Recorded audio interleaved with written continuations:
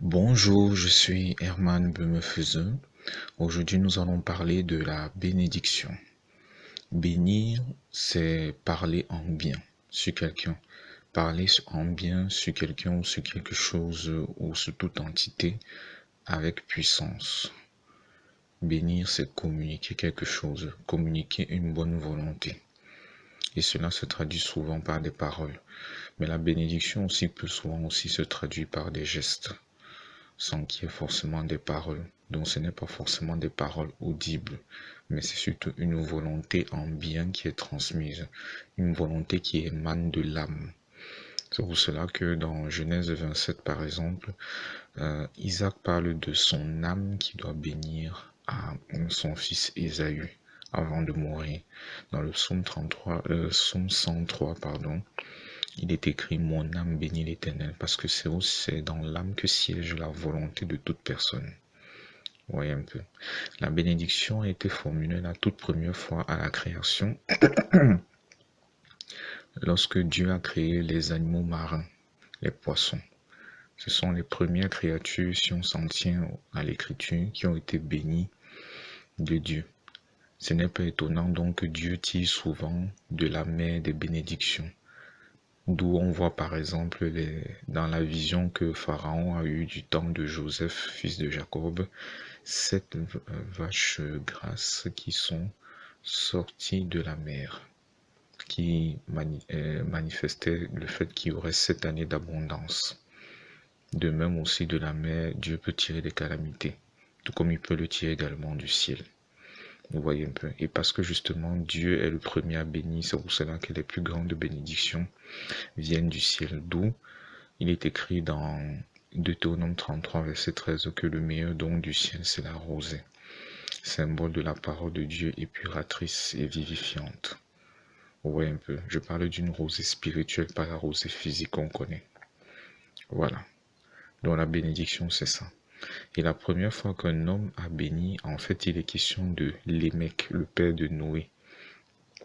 À la naissance de Noé, vous verrez là-bas, Lémec dit sur son fils que celui-ci nous consolera de nos peines et du travail pénible de nos mains provenant de cette terre que l'Éternel a maudite, puisque l'Éternel avait maudit la terre à cause d'Adam et de son péché. Vous voyez un peu. Donc, et là, on a vu que la bénédiction peut prendre une connotation, je vais dire une coloration prophétique. Il y a des bénédictions qui sont des prophéties. Pour le cas, avec le cas d'exemple de Lémec qui a parlé sur son fils en lui donnant le nom de Noé qui signifie repos, c'était une prophétie et en même temps une bénédiction. Donc la bénédiction peut aussi prendre la forme d'une prophétie. Et Noé lui aussi a béni et a aussi maudit. Vous voyez un peu. Et c'est pour dire que celui qui bénit peut maudire. Mais celui qui maudit ne peut pas forcément bénir parce que la bénédiction a paru avant la malédiction. Dieu a béni avant de maudire. De même, ses serviteurs ont été bénis avant de maudire. C'est vrai que Noé plus tard a d'abord maudit Canaan avant de bénir Sem et Japheth. Mais lui-même, Noé avait d'abord été béni à sa naissance. Il avait lui-même été béni de Dieu après sa sortie de l'arche, lui et ses fils. Donc la bénédiction vient avant la malédiction et celui qui bénit peut maudire. Mais celui qui maudit ne peut pas forcément bénir. Et il faut savoir qu'il n'y a que Dieu et l'homme qui bénissent. Nulle part dans l'écriture, vous ne verrez le diable ou les démons bénis ou maudits. C'est pas vrai. Le diable peut influencer un homme à maudire. Vous voyez un peu? Donc, c'est différent. Le diable ne maudit personne. Dieu a donné cette grâce-là à l'homme. Et l'homme peut bénir par filiation sanguine. Donc, c'est pour ça qu'on voit des bénédictions de père à fils. Vous voyez un peu. Mais en dehors de cela, les bénédictions les plus puissantes sont celles qui sont spirituelles. Et pour bénir spirituellement parlant, il faut être élevé spirituellement. C'est pour cela que vous verrez beaucoup de personnes en images, beaucoup de personnes dans l'écriture bénissent en se tenant en hauteur, particulièrement sur la montagne.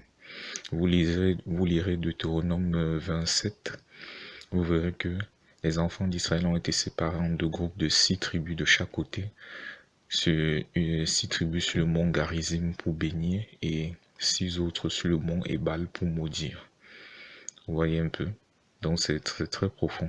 Jésus lui-même, lors de son ascension dans Luc 24 du verset 50 à la fin, qui est plus détaillé dans Acte 1 du verset 1 à 10, vous verrez que Jésus se tenait sur la montagne des Oliviers et là il a béni ses disciples. Déjà quand il leur a apparu à sa résurrection, dans l'évangile selon Jean au chapitre 20 et même dans Luc au chapitre 24, ils étaient dans la chambre haute. Vous voyez un peu l'élévation. Et il les a bénis et la première chose qu'il leur a dit, c'est la paix soit avec vous. La plus grande des bénédictions que quelqu'un peut recevoir de Dieu, c'est la paix de Dieu. La paix de Dieu qui est rattachée au salut de Dieu. Si vous lisez Nombre 6 du verset 22 à 27, vous verrez que c'est ça la finalité en fait. Vous verrez dans Nombre 6 du verset 22 à 27 que la face de Dieu est fortement évoquée dans la bénédiction. Parce que c'est de la face de Dieu qu'on obtient le salut. C'est la face de Dieu qui est le siège de sa gloire. Chercher la face de Dieu, c'est discerner sa volonté. C'est pour cela qu'il est écrit dans le psaume 105 au verset 4 qu'il faut chercher continuellement sa face. Quand on dit que l'Éternel tourne sa face vers quelqu'un, c'est très souvent pour évoquer sa faveur. C'est ce qui s'est passé par exemple avec Abel. Vous voyez un peu. Donc dans cette formulation de bénédiction que l'Éternel a donnée dans Nombre 6 du verset 22 à 27, il dit entre autres que l'Éternel te fasse grâce et qu'il tourne sa face vers toi.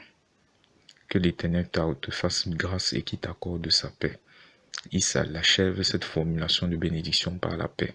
Parce que quelle que soit la bénédiction qu'on reçoit, qu'elle fût spirituelle, humaine ou matérielle, si la paix de Dieu n'y est pas, ça ne vaut pas la peine.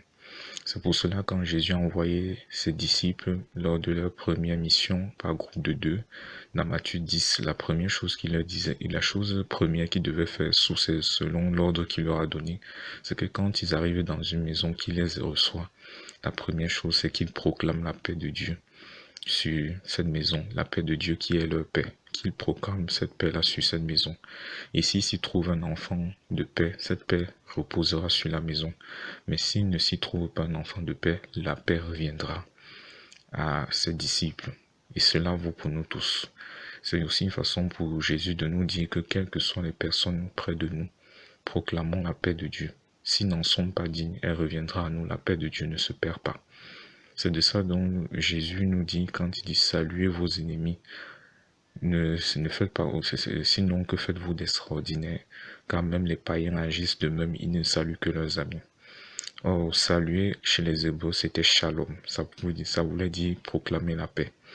Or, même les païens, même ceux qui n'aimaient pas leurs ennemis, proclamaient la paix sur leurs amis. Or, Jésus nous appelait à proclamer la paix, même sur nos ennemis.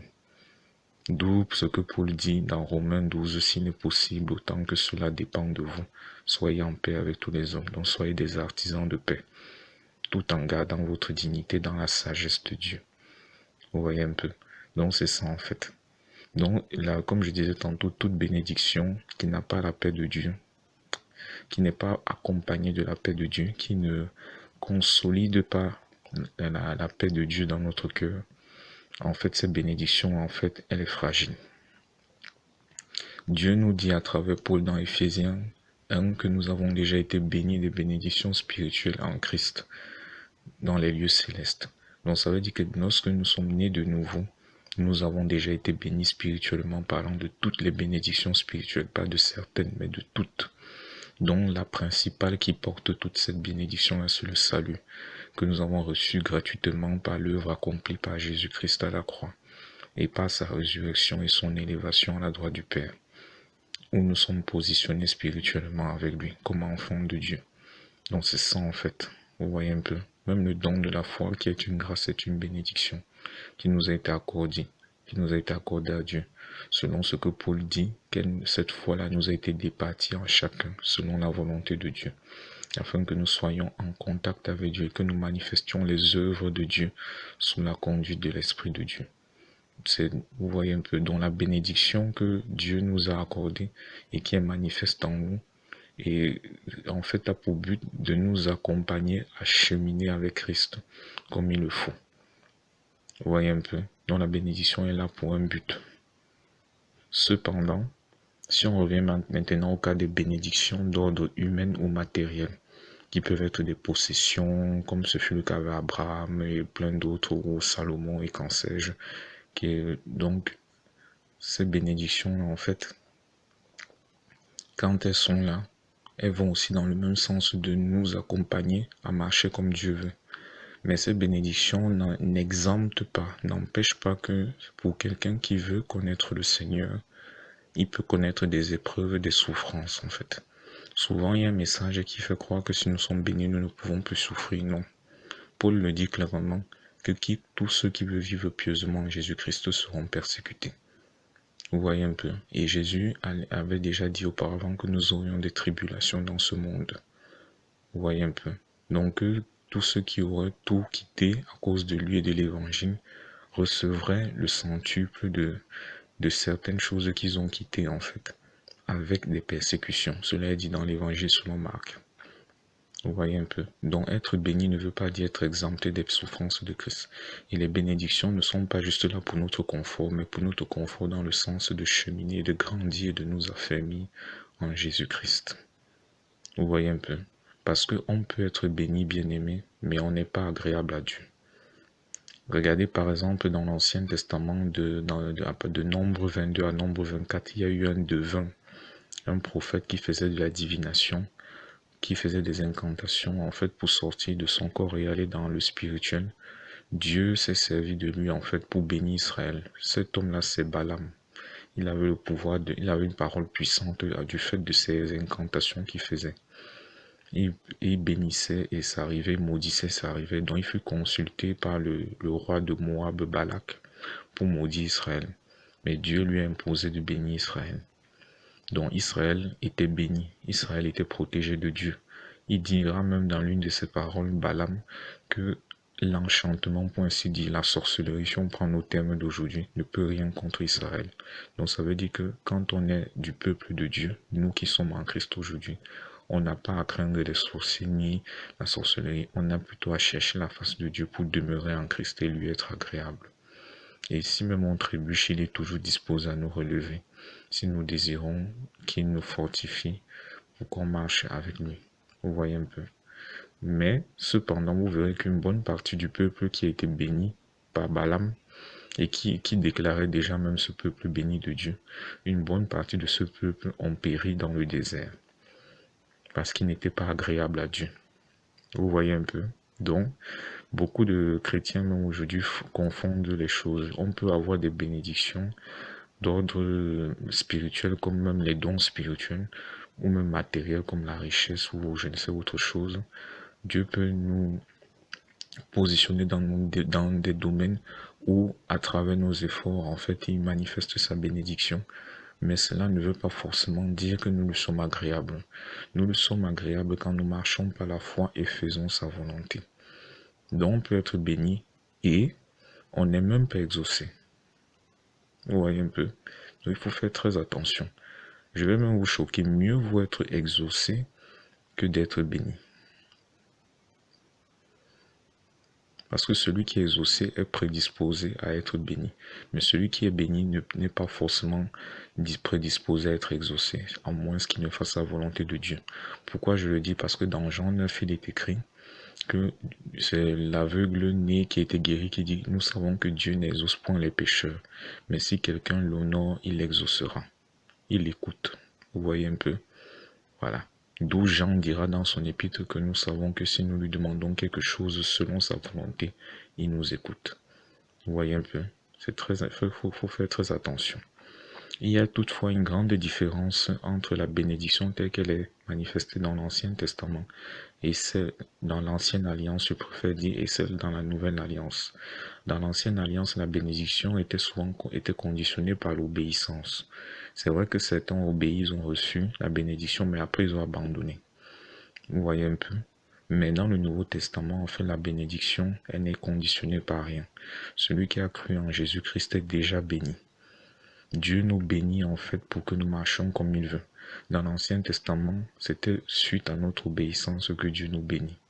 Mais dans le Nouveau Testament, Dieu nous bénit pour marcher comme il veut. Le fait que nous ayons reçu le Saint-Esprit, c'est même en fait, c'est même la source de la bénédiction en nous, en fait. Vous voyez un peu, parce que c'est Dieu en nous. Vous voyez un peu. Donc c'est ça en fait la grande différence. Et la bénédiction, comme je le disais tantôt, nous aussi nous pouvons la communiquer. Mais maintenant, la force de la bénédiction que nous communiquons tient lieu en fait du renforcement de notre communion avec Dieu. Parce que comme je le disais tantôt, il faut être élevé spirituellement pour bénir avec puissance et force. C'est pour cela que dans Hébreux 7, verset 7, il est écrit que c'est sans contredit l'inférieur qui est béni par le supérieur. Quand l'auteur de Hébreux prenait l'exemple de Melchisédek, le sacrificateur du Dieu très haut, qui avait béni Abraham. Vous voyez un peu. Donc, c'est Abraham, dont le nom était encore Abraham. Ça ne veut pas dire que quand on bénit quelqu'un, ça veut dire qu'on se sent supérieur à eux. Il y a des gens, quand on bénit des gens de la part de Dieu, on se sent supérieur à eux. Non, c'est Christ en nous qui est supérieur à quiconque. Et justement, parce que Christ est en nous, nous devons nous arrimer à sa volonté pour que nous soyons des canaux puissants en qui il prend plaisir. Vous voyez un peu. Donc c'est pour ça que pour bénir, il faut rester à l'écoute de la voix du Seigneur. C'est ce que je voulais partager avec vous sur la bénédiction, mes bien-aimés. Je n'ai pas parlé de la malédiction parce que la malédiction, c'est tout le contraire en fait. Et la malédiction, quand quelqu'un est béni de Dieu, elle est sans effet. C'est écrit dans le proverbe en fait. J'ai voulu m'attarder sur la bénédiction parce que la bénédiction induit dans la nouvelle alliance en Jésus-Christ de marcher comme le Jésus le désire. Aussi longtemps que nous marchons comme Jésus le désire, nous demeurons dans la bénédiction que nous avons reçue gratuitement de lui. Nous sommes bénis pour marcher comme il désire en fait. Et quand nous sommes bénis et que nous marchons comme il désire, nous n'avons plus rien à voir avec aucune malédiction, quelle qu'elle soit.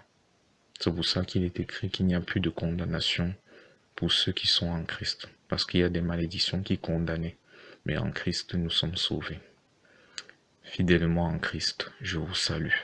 Amen.